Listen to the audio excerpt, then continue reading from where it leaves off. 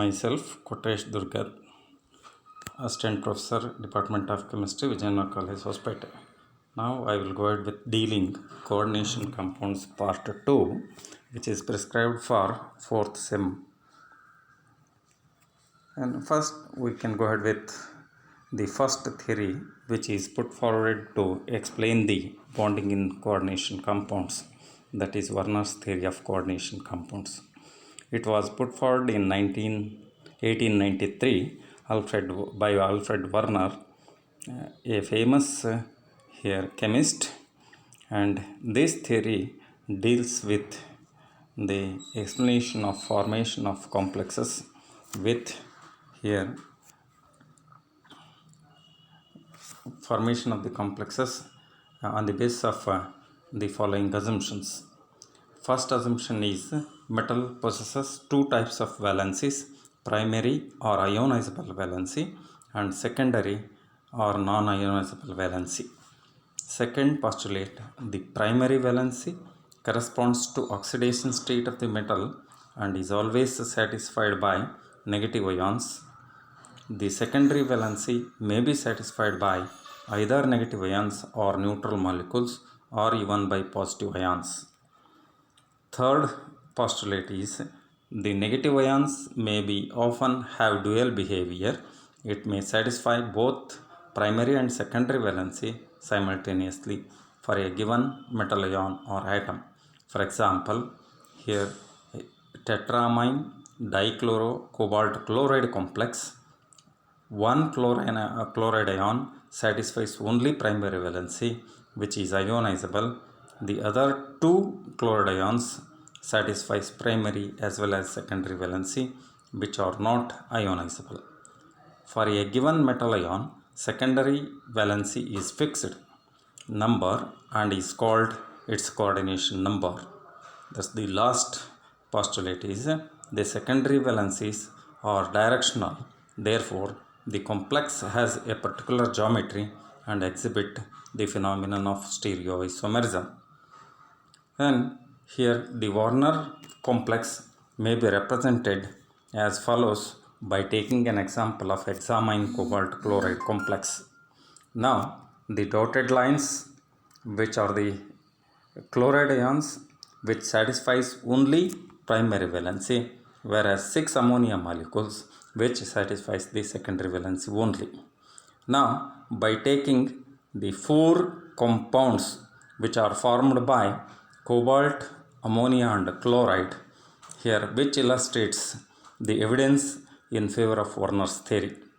Now the 4 compounds are hexamine cobalt chloride, pentamine cobalt chloride, thus the tetramine cobalt chloride and triamine cobalt chloride as the 4 compounds.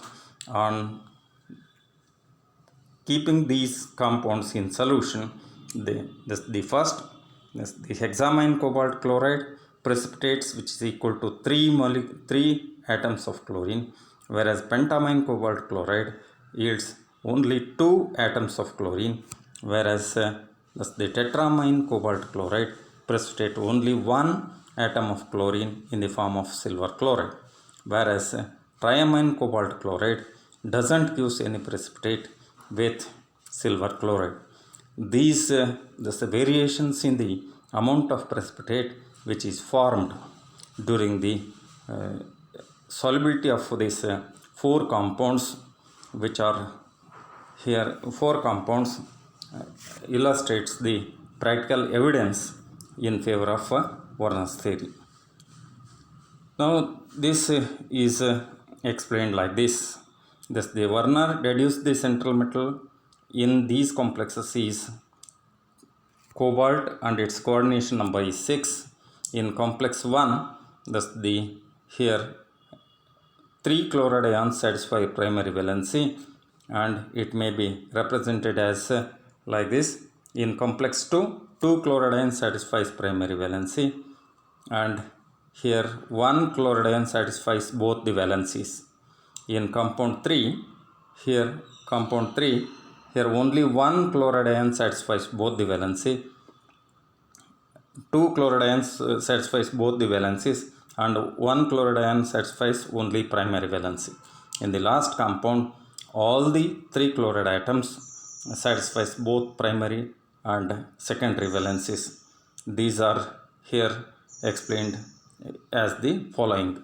This is about the Werner's theory and practical evidences for the formation of the complex on the basis of the here Werner's theory of coordination compounds.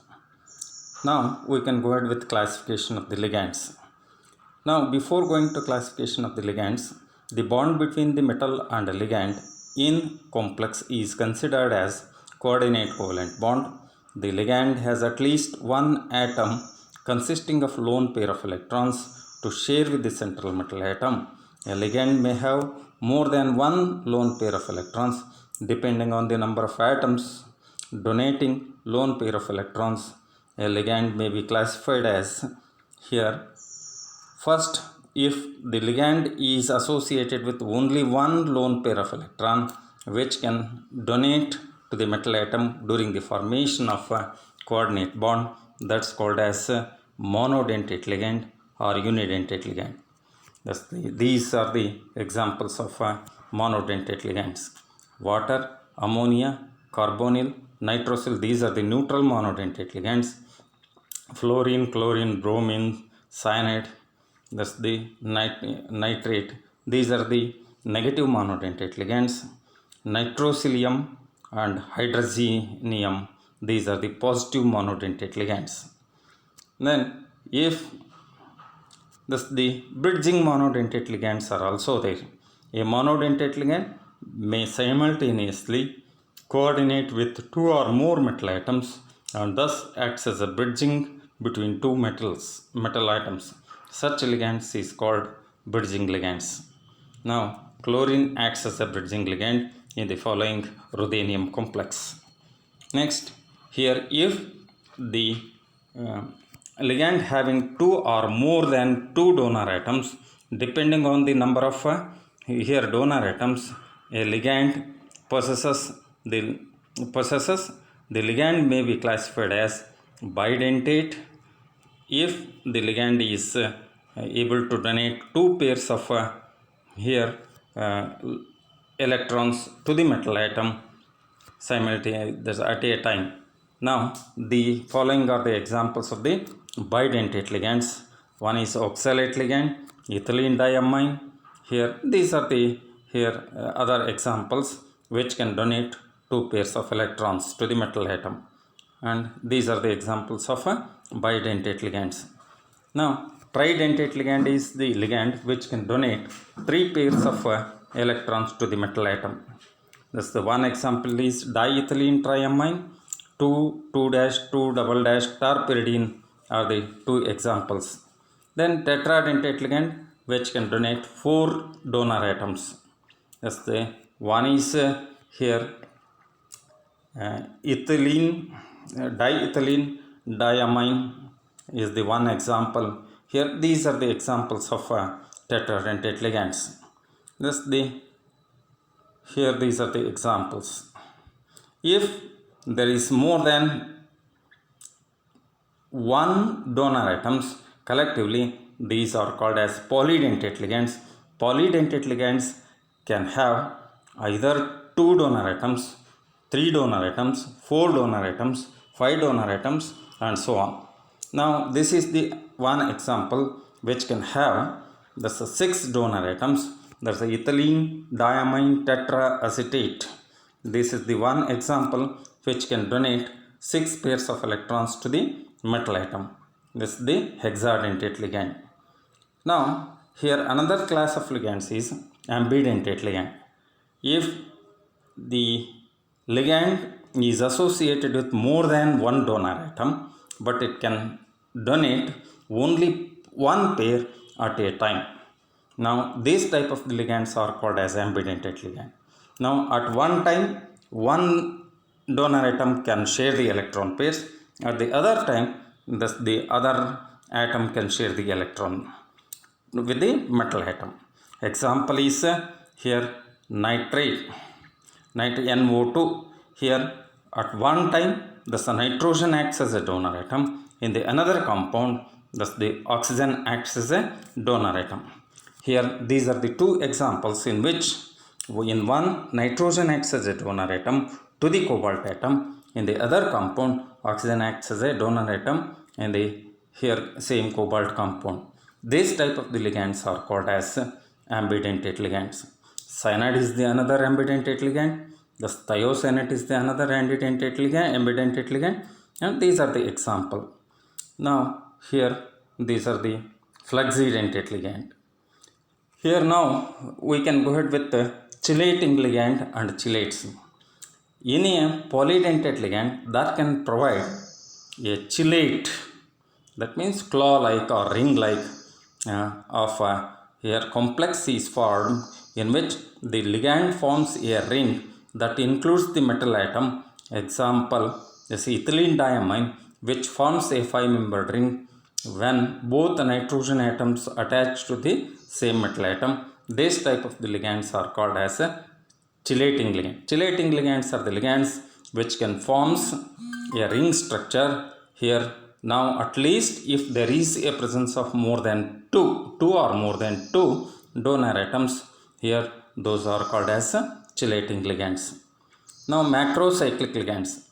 If a chelating ligand is having maximum molecular mass with a big ring structure, those are called as macrocyclic ligands. These are the two examples which are considered as macrocyclic ligands. Now, a large variety of nitrogen containing macrocyclic can be made by employing Schiff's base condensation reactions. These are the some of the ligands which can yields here macrocyclic ligands.